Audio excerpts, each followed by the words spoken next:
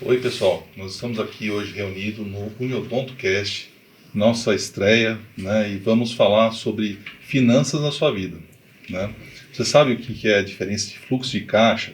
Você sabe o que é faturamento? Tudo isso, nós trouxemos hoje dois experts profissionais para falar sobre isso, que são o Dr. Lorival Antônio Saão e o professor Júlio Diniz, né, que nós estamos juntos há bastante tempo e queria apresentá-los para vocês, né? O Dr. Lorival, ele é diretor de Administração e Finanças na Uniodonto de Campinas, né? Graduado pela Faculdade de Odontologia de Araraquara desde 1980, especialista em endodontia e periodontia e pós-graduado em implantodontia e controladoria e finanças. O Júlio Diniz é professor economista, né? Professor de finanças da PUC de Campinas, coordenador dos cursos de pós-graduação em negócios da PUC de Campinas, consultor financeiro da Uniodonto de Campinas desde 2015, Júlio. Já está fazendo um tempo aí, né? E instrutor de 500 treinamentos ligados na área financeira. Então, nós estamos aqui hoje para falar um pouquinho da vida financeira no consultório, né? E na casa de cada um, né? Que acho que é até um tabu, né, Lorival? Para o dentista poder organizar tudo isso, né, Júlio? E saber quais são os passos, porque existe técnica, né? Isso não existe achismo, né? E nós precisamos entender quais são esses passos, né? E orientar os colegas, porque do faturamento até se converter, né, num prolabore, numa realidade financeira, existe um passo que você tem que trabalhar, né? E então, vamos começar falando primeiro do consultório, né? Acho que seria interessante para a gente poder ajeitar as contas da onde entra o dinheiro, né, para depois ir aonde a gente gasta, que é a nossa casa, né? E vou começar perguntando até para o Júlio, então. Júlio, qual que é o passo a passo, qual que é a cereja do bolo que a gente precisa ver no consultório para a gente poder ter essa organização financeira, conseguir acertar, alocar as contas, né? Okay. Enfim, não fazer aquela mistura, né, dos fluxos que entra e sai, e casa e consultório. Como que funciona isso? Eu vejo que o primeiro ponto importante é o conhecimento. É o conhecimento das receitas que o profissional tem, né? E depois o conhecimento dos gastos. Quando eu falo conhecimento das receitas, é saber quando que ele vai receber da Uniodonto, por exemplo, as receitas que ele tem no consultório, outras eventuais, e procurar saber tudo disso.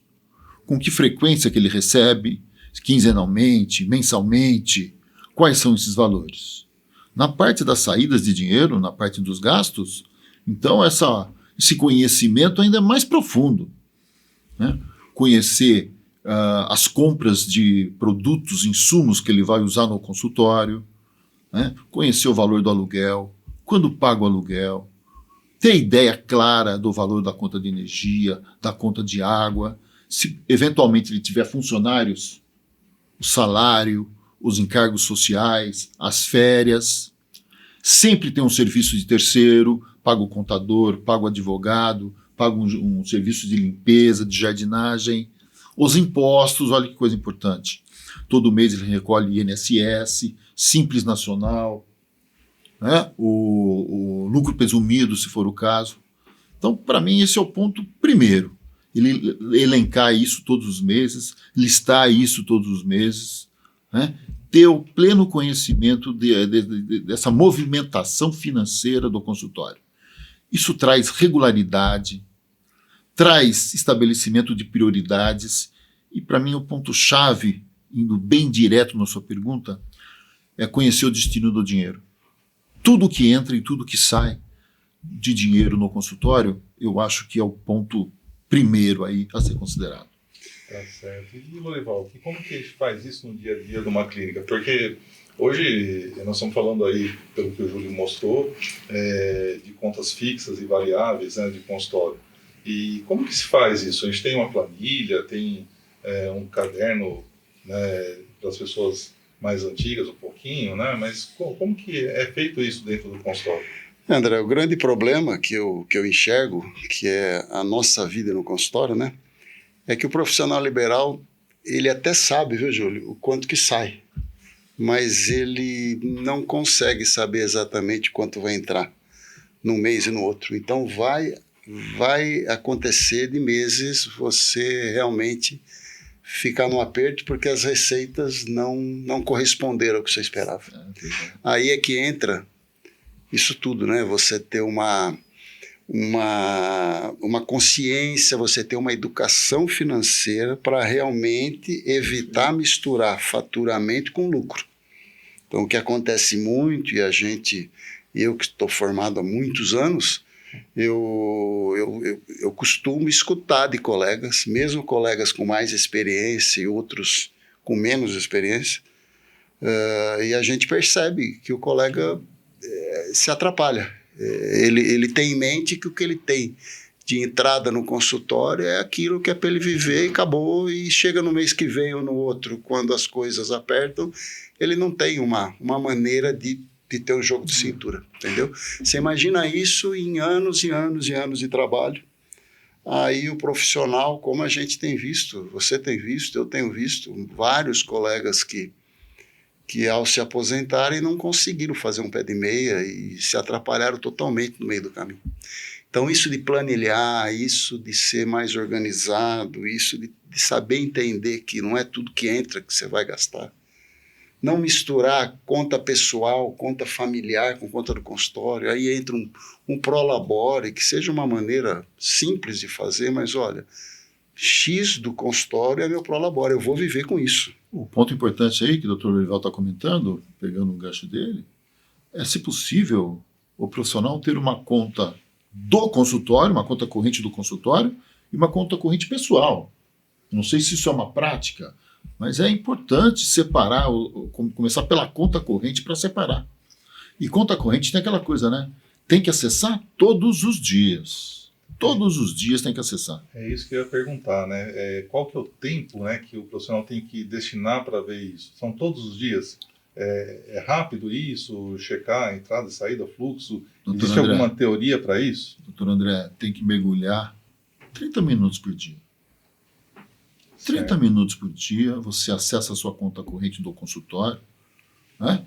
Veja tudo que entrou no dia anterior, se estava tudo previsto, tudo que foi pago no dia anterior, se não teve nenhum débito que o banco fez, que você não estava prevendo, né? Ter o efetivo conhecimento, a consciência de que tudo foi pago, que você não deixou de pagar um imposto, que você não deixou de pagar um fornecedor. Esse é um ponto fundamental. Junto com isso que o Dr. Lorival comentou, junto com a questão que eu comentei de você conhecer todos os gastos, isso é o quê? Isso é organização, isso é controle, isso é disciplina, isso é equilíbrio, isso é você montar, preparar o seu consultório para a saúde financeira dele.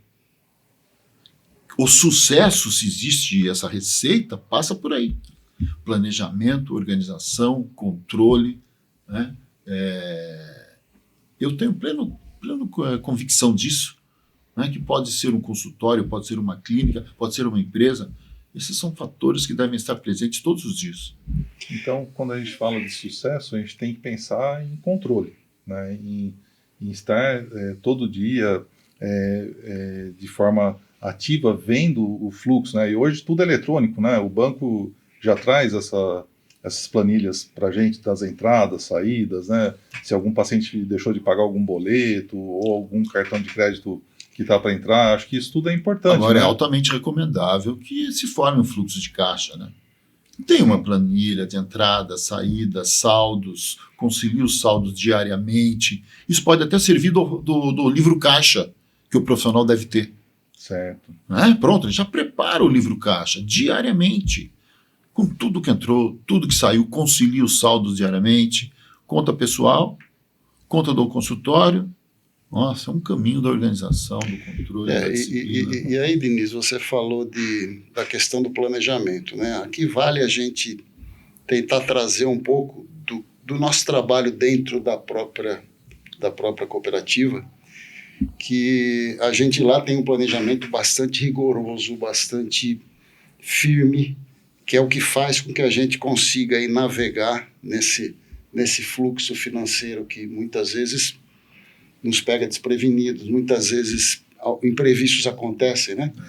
Mas isso ajuda muito a gente, eu pelo menos como, ao mesmo tempo, diretor de administração e finanças, ao mesmo tempo administrando o meu consultório, isso me traz uma segurança e uma convicção de que realmente precisa ter planejamento. E aqui, pessoalmente falando, eu acho que não tem uma fórmula pronta, eu acho que não tem uma cartilha exata que você possa seguir.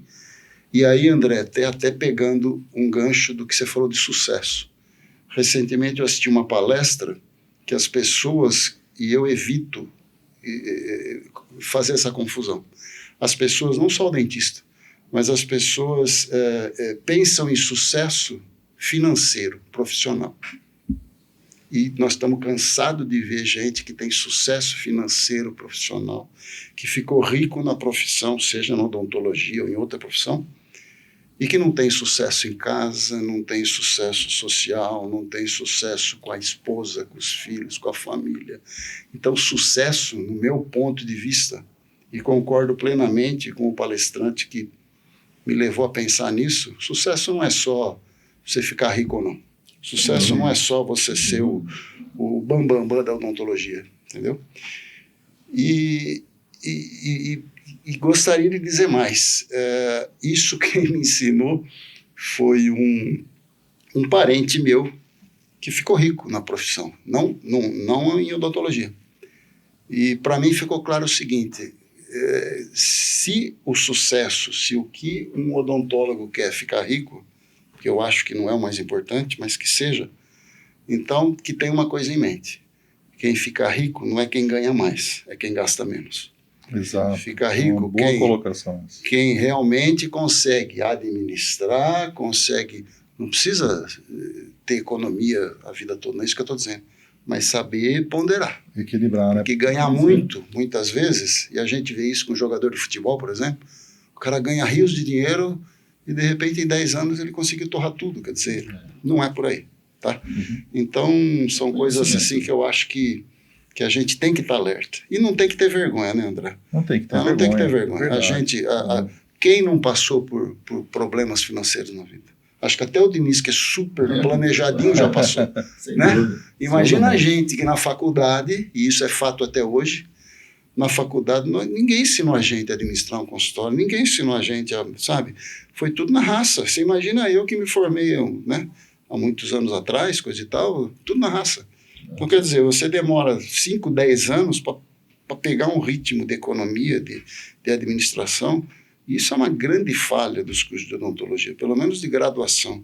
Pós-graduação, sim. Eu fui fazer curso de pós-graduação voltados a isso depois de muitos anos de profissão, entendeu? Então, isso aqui faz uma grande diferença. Ainda mais um país onde a estatística mostra que as empresas, né, têm uma sobrevida inicial de 5 anos, né, e elas falham, às vezes, justamente no controle, porque elas se endividam, né, deixam de fazer investimentos, e o consultório é uma empresa, né, então a gente tem que encarar isso de forma real, né, e como trabalhar essa coisa, Júlio, da dívida, do investimento, o que é dívida, o que é investimento dentro do dia a dia de um empreendedor como um dentista, né, o que ele pode pensar sobre isso?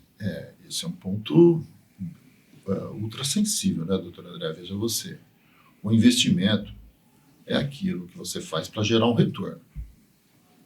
Então, até o próprio negócio, o consultório, que é um negócio, sempre deve haver uma reflexão por parte do dentista, do profissional. Esse investimento que eu fiz aqui nesse consultório gera retorno? E a hora que ele vai fazer os investimentos, ele tem que pensar isso. Esse investimento que eu estou fazendo tem que gerar renda. Então, por exemplo, se ele faz um equipamento novo no consultório, isso vai facilitar, porque é mais moderno, vai trazer um acréscimo de receita. Às vezes melhora o tempo de trabalho dele, né? E o tempo de trabalho é um custo, né?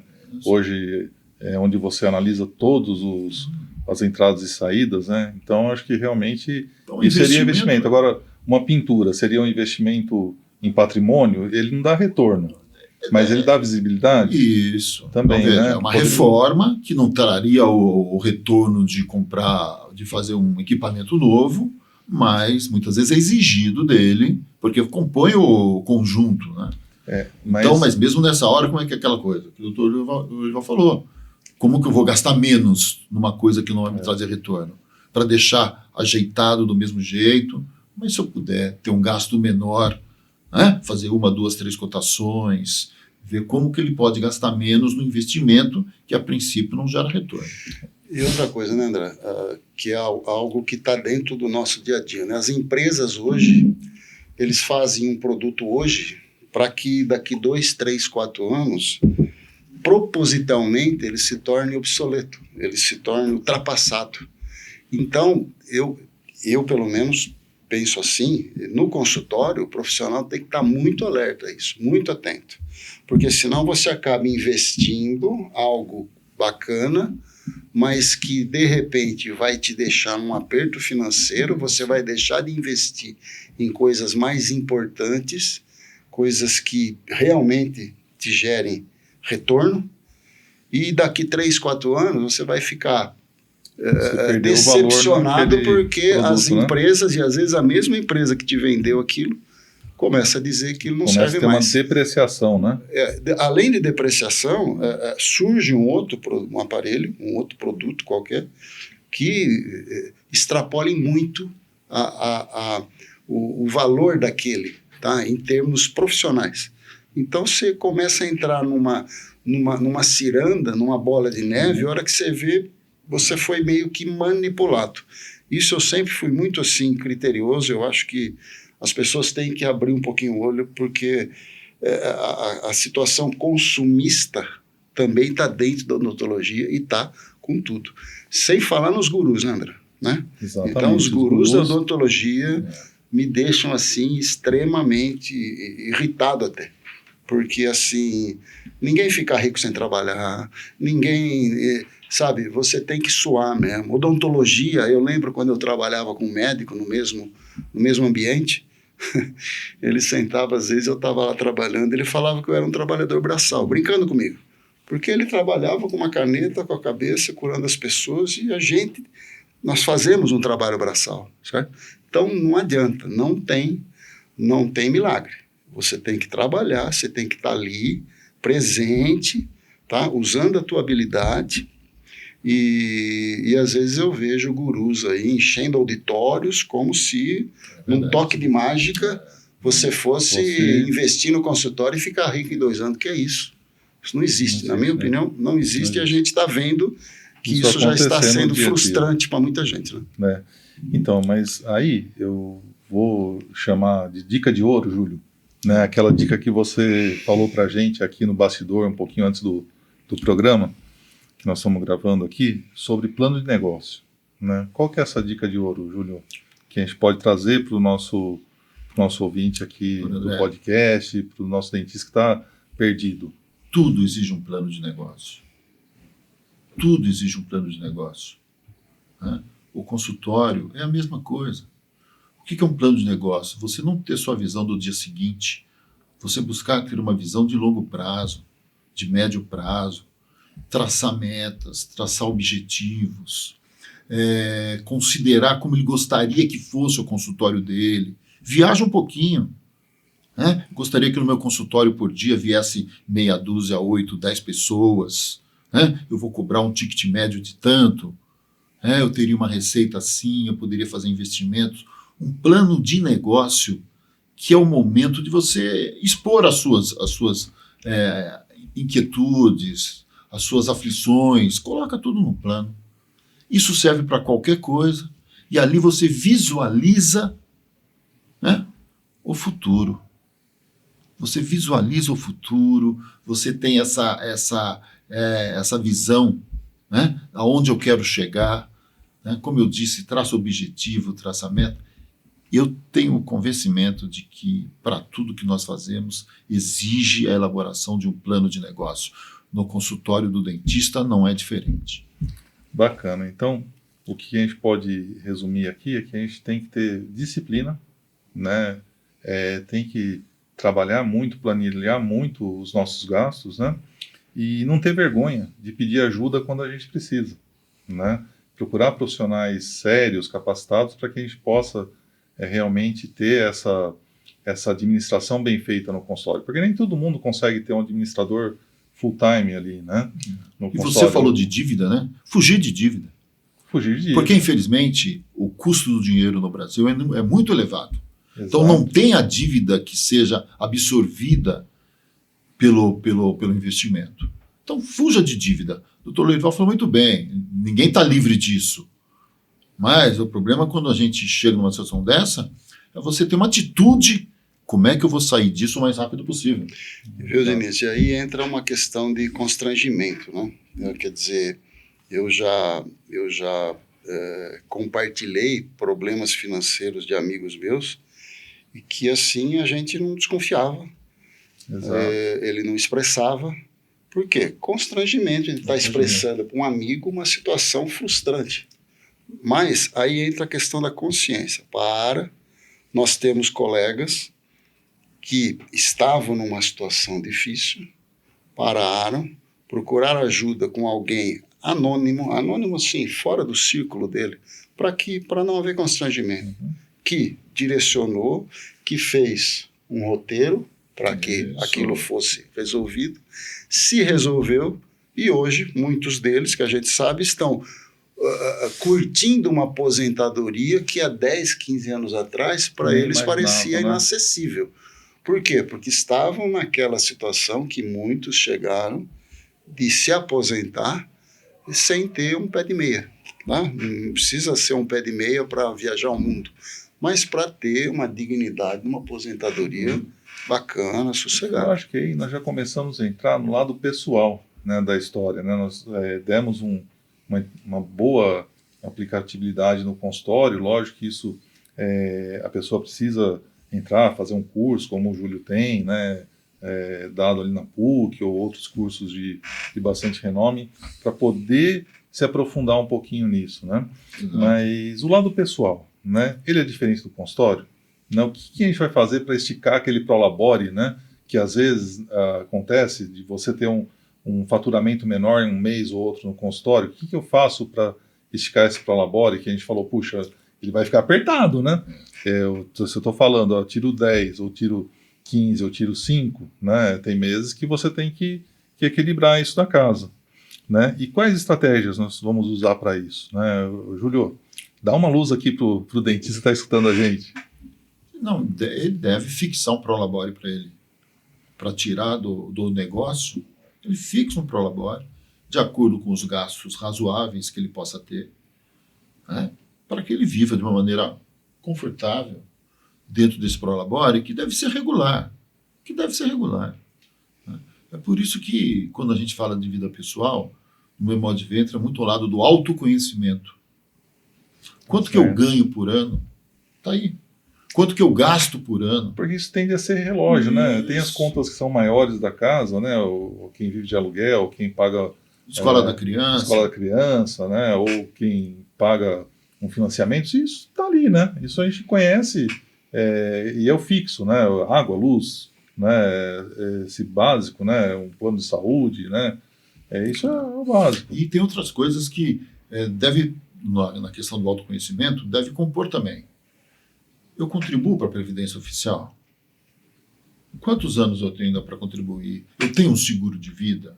Eu tenho um seguro de responsabilidade civil para as coisas do escritório? Né? Em questão de planos para o futuro, em relação a bens, por exemplo, né? O que eu quero para os meus filhos? Então, o lado pessoal exige essa questão do autoconhecimento, de você deixar claro para você mesmo o que você vai enfrentar pela frente. Não é um dia depois do outro. É uma coisa que é muito trabalho, mas é uma coisa que você também deve deixar claro para você. Na verdade, isso é autoconhecimento. É um planejamento estratégico de vida, né? Da mesma forma que você faz no consultório, você vai fazer na sua vida, né? E o tempo disso, né, é importante, porque a gente fala, né? Eu vou comprar um carro, vou comprar uma casa, né? Vou fazer uma viagem, mas enfim, vou clarear meus dentes, né? E tudo isso tem que estar dentro do seu projeto de vida, né? E a casa é importante. E aquela mesma planilha que você faz, acho que no consultório, né? Você tem que para a vida fazer pessoal. para a vida pessoal também, né? Inclusive, você comentou sobre seguros, né? Eu acho muito importante. Seguro de responsabilidade civil, sim. Seria, sim, uma premissa obrigatória para que uma intempérie qualquer, uma ação judicial que muitas vezes você nem teve culpa, mas você precisa ter uma sustentação de um seguro para te apoiar. Se possível, um seguro que hoje está um pouco caro, mas que de qualquer maneira é muito válido, incapacidade temporária. De repente você fica parado 1 mês, 2 meses por um acidente, alguma coisa, e aí o profissional liberal, se ele não está no consultório com a mão na massa, ele não recebe, né?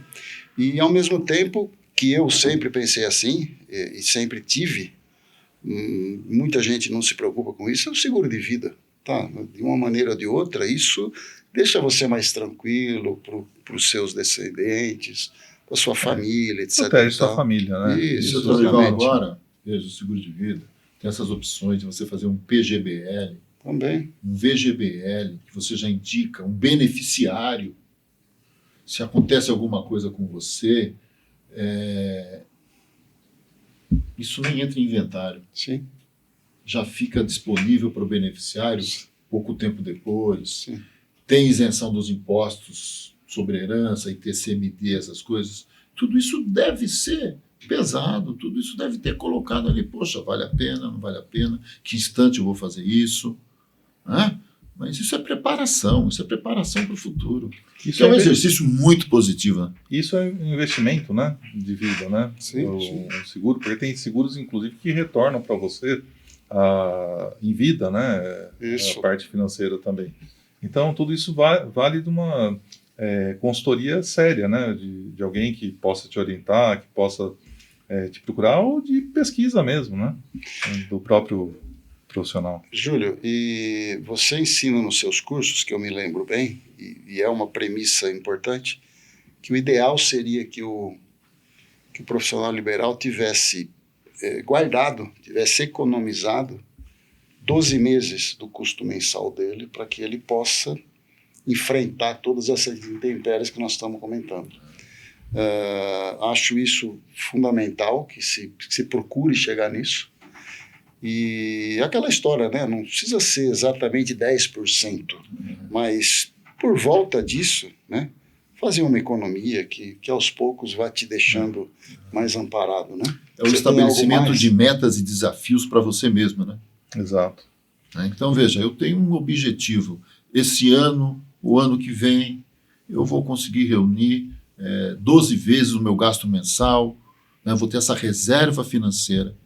Reserva financeira, como o próprio nome diz, é especial, é fundamental para as empresas e para as pessoas. Nós passamos, né, períodos, como o Dr. Lorival comenta, difíceis. Como você vence isso? Somente com uma reserva financeira. E isso, às vezes, tem que dar um passo para trás também, né? Trás. Você tem que aí se reposicionar, volta um pouquinho para trás, faz a sua reserva e continua a vida, né? Porque você acaba tendo até menos estresse, menos problemas, e isso é possível. E mesmo para quem né, seja desorganizado financeiramente. Para você fazer uma reserva financeira, você tem que se privar de algumas coisas hoje. É isso. Sim. Mas é assim a vida, não é? Para você ter o benefício no futuro. Mas vai naquela história, você não precisa ter o carro da última geração, do último ano, que custa, né, um absurdo. Você pode ter um carro que te leve e traga para o trabalho, que te leva e traga para o passeio, e você, durante um tempo, se reorganiza financeiramente. Porque a nossa preocupação nessa conversa também é essa, né? Mostrar para as pessoas que é possível e que nós não precisamos ficar, né, só esperando a providência, né, das pessoas. Nós podemos agir, né? E para agir a gente tem que tomar uma decisão, né? André, e não só tomar uma decisão, ter a coragem de, muitas vezes, isso já aconteceu, tenho impressão na vida de todo mundo, mudar o seu padrão de vida. Porque às vezes o seu padrão de vida, nosso padrão de vida, está acima da nossa realidade e a gente não enxergou. Então aí chega um momento em que você tem que dar uma volta por cima, ter essa consciência e dá para resolver tranquilamente. Isso também faz parte, né, como a gente está falando da vida familiar ali, da instrução dos filhos, né? Educação financeira para os Para os filhos. filhos, da educação, de mostrar as contas de casa para os filhos também. Porque senão a gente acaba, vamos dizer assim, maquiando, né, uma visão deles e achando que está tudo bem, que está tudo correndo bem. E você mostrar a realidade para o filho, muitas vezes ele te ajuda a tomar uma decisão. O filho Né? tem que saber que o pai dele, que a mãe dele, tem um orçamento doméstico. E quanto a esse orçamento doméstico? E que ele faz parte desse orçamento doméstico. Uhum. A melhor maneira de ensinar é dar exemplo. Dá exemplo. Dá exemplo, Certo. né? Sem dúvida. Mas muito bacana. Sim. Júlio, tem alguma dica que seja assim imprescindível para a gente não esquecer de passar aqui para o dentista nesse quesito financeiro doméstico da casa dele? Eu acho que um ponto fundamental são as compras. A gente não pode fazer as compras por impulso. Tem aquela coisa que sempre se compara, né? O desejo com a necessidade. Eu vejo um pouquinho diferente. O ideal é o planejamento do desejo. Então, você tem os desejos, né? Você não vai lá e compra por impulso. Você planeja os seus desejos, né? Lista as prioridades dos desejos e, à medida do possível, você vai alcançando. Esse, para mim, é um ponto fundamental. Seria a história do eu mereço fazer isso, então eu vou fazer e vou no impulso abarrotando tudo, né? Não pode acontecer isso. Doutor André, você não encontra uma pessoa endividada que, por exemplo, só compre à vista. Não tem. A pessoa que só compra à vista não é endividada. Ou então a pessoa que compra no cartão de crédito, mas tem a plena consciência de que cabe no orçamento. Mas então, para você endireitar a sua vida, digamos, se endireitar entre aspas, lógico, né? Estou falando financeiramente, a primeira coisa é passar a comprar só à vista. Não tem como você se endividar se você só compra à vista. Né, Denise? Fugir selvagemmente de cartão de crédito parcelado e de cheque especial. Né? Isso aí afunda qualquer economia doméstica, economia de consultório. Realmente é um suicídio financeiro. Né? Perfeito. Muito bem. Eu acho que nós estamos chegando aqui no nosso final. Já estamos aqui pensando que é um tema intrigante, né? É isso que nós estamos discutindo hoje, que se a gente deixar, dá para ficar horas e horas discutindo sobre isso, né? Eu queria muito agradecer vocês dois, né? Que toparam fazer esse Uniodonto Cast inicial, né? E essa parceria, né? Forte, né? Eu queria até que o Júlio deixasse aí algumas palavras, falasse um pouquinho aí até dos cursos que ele ministra aí, para as pessoas poderem procurar, porque se tem uma pessoa que a gente vê que é séria, né, dentro do nosso dia a dia, né, Lorival, é o Júlio. O Júlio, ele tem apoiado muito a gente na Uniodonto, já desde 2015, como ele colocou aqui no currículo dele, mas eu queria que ele deixasse aí umas palavras para o pessoal, olhando ali até para a câmera, para falar dos cursos que ele ministra, porque são cursos sérios, né, e a gente tem que enaltecer as pessoas que estão seriamente trabalhando do nosso lado. Eu sempre me pautei por fazer as coisas que eu acredito. Né? Eu acredito que é positivo para a nossa vida, é positivo para o interior, que nem o doutor Leval falou. Não adianta o meu exterior ser uma coisa e o meu interior não acompanhar. Então, essa coisa da organização, do planejamento, do controle, da disciplina, do equilíbrio, eu não vejo onde que essas palavras possam fazer mal para a gente. Então, por isso que eu acredito nisso, pratico isso, né? E nos meus cursos eu procuro transmitir essa coisa de você ter essa ponderação financeira. Bacana, muito bom. E você, Lorival, queria também umas palavras suas como diretor, como dentista de sucesso, né? E sucesso em toda a sua trajetória aí, que está desde 1980 na odontologia aí, né, fora os anos de faculdade aí que, né, tem as histórias por trás. Mas o que você pode falar, né, como diretor de finanças, né, da Uniodonto para o dentista, né, em termos de organização, pessoal e tudo mais? Realmente, André, faz muitos anos que eu estou na odontologia e continuo atuando. E eu acho assim, a nossa profissão é uma profissão belíssima, uma profissão que realmente nos dá orgulho, mas é uma profissão que financeiramente a gente tem que estar muito alerta nesses pontos todos que a gente comentou aqui.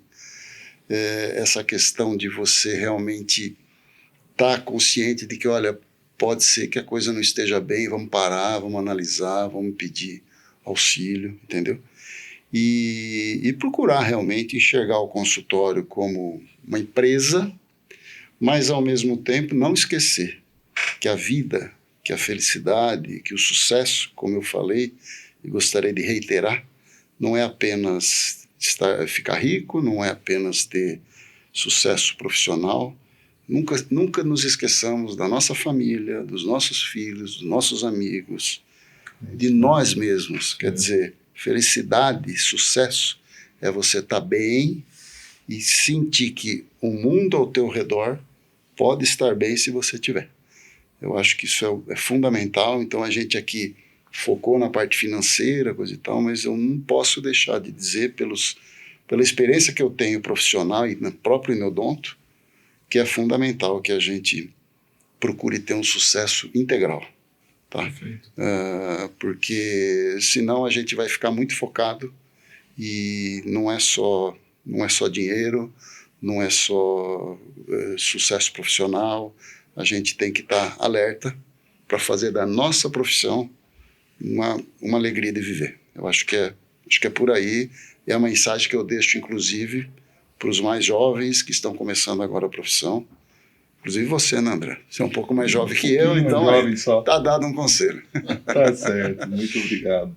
E para você que sentiu uma certa possibilidade de entender um pouquinho de finanças e quiser, né, falar com a gente, nós vamos deixar para vocês também um tutorial, né, com uma planilha também que o Júlio desenvolveu para a gente de forma muito especial, para poder começar, né, os primeiros passos nessa questão de controles, né, Júlio? Bom. E então nós vamos deixar um e-mail para vocês aqui no podcast, né, no OdontoCast, para que vocês possam entrar em contato com a gente disponibilizar para você que nossa equipe está pronta para atuar com vocês aí, tá bom?